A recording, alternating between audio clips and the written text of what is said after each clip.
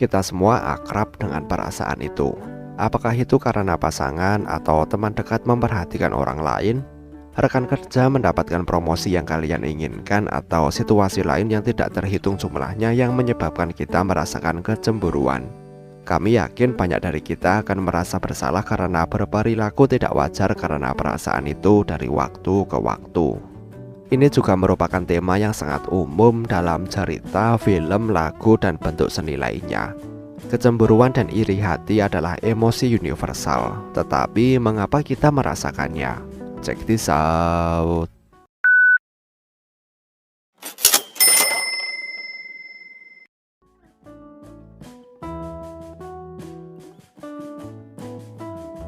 Kecemburuan dan iri hati adalah istilah yang sering digunakan secara bergantian, tetapi ada perbedaan di antara keduanya. Kecemburuan berkaitan dengan orang dan hubungan. Ada tiga pihak yang berkepentingan: saya, kekasih saya, dan saingan saya. Dalam hal kecemburuan, kekasih tidak tergantikan atau tidak akan berubah, sedangkan persaingan itu bisa berubah. Iri hati lebih berkaitan dengan situasi atau kualitas. Dalam hal ini, pihak-pihak yang bersangkutan adalah saya, kualitas atau situasi yang membuat saya iri yaitu barang, dan saingan saya. Dalam iri hati karena barang itu tergantikan, sedangkan persaingan itu tidak bisa tergantikan. Misalnya, teman kalian baru saja membeli mobil baru, dan meskipun kalian bahagia, kalian iri dengan kesuksesannya. Dalam hal ini, mobillah yang menjadi penyebab. Bahkan jika teman kalian telah membeli sesuatu yang lain, kalian tetap akan merasa iri. Sekarang bukan karena apa yang mereka beli, tetapi karena iri ke orangnya. Sebelum kita bisa memahami kenapa kita mengalami kecemburuan dan iri, penting untuk dicatat jika penelitian tentang sebagian besar emosi dan perasaan itu tidak pasti. Ini terutama terdiri dari teori dan hipotesis, tanpa banyak pilihan untuk mengujinya secara definitif.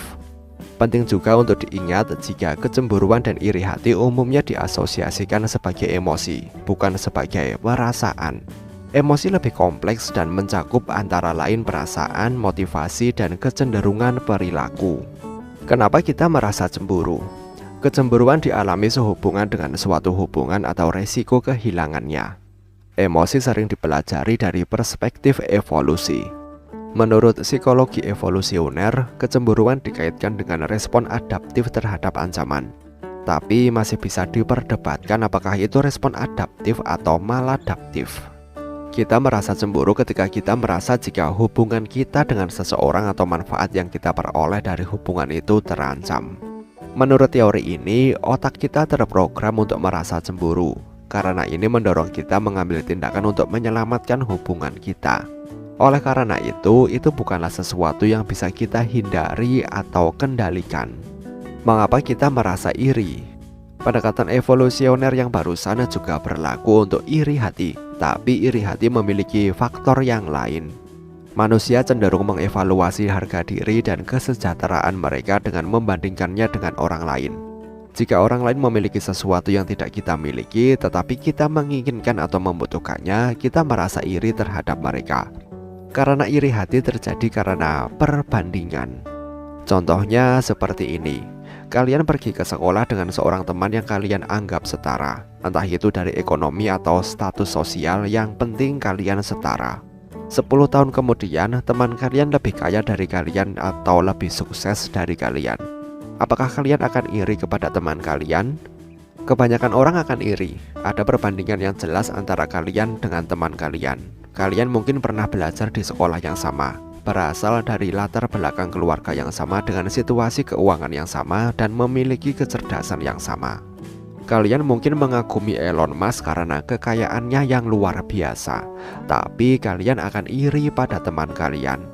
Oleh karena itu, perbandingan merupakan komponen penting dari iri hati. Terlepas dari itu semua, terlalu banyak berpikir, pengalaman buruk, kepribadian paranoid, dan penurunan harga diri itu adalah beberapa faktor yang bisa meningkatkan atau memperburuk perasaan cemburu dan iri hati. Apakah kecemburuan dan iri hati baik untuk kita? Sebagian besar emosi negatif seperti marah dan takut diyakini telah berkembang atau berevolusi untuk kepentingan terbaik kita, meskipun masih belum tahu apakah kecemburuan dan iri itu baik untuk kita. Beberapa orang percaya jika kedua emosi ini tidak baik untuk kita, tapi bagaimanapun mereka adalah keadaan yang tidak menguntungkan bagi orang itu. Kecemburuan dan iri hati juga muncul atas dasar apa yang kita anggap penting atau bermanfaat. Tapi mungkin bukan itu masalahnya. Cemburu dan iri hati mengarah pada perilaku yang merugikan kita.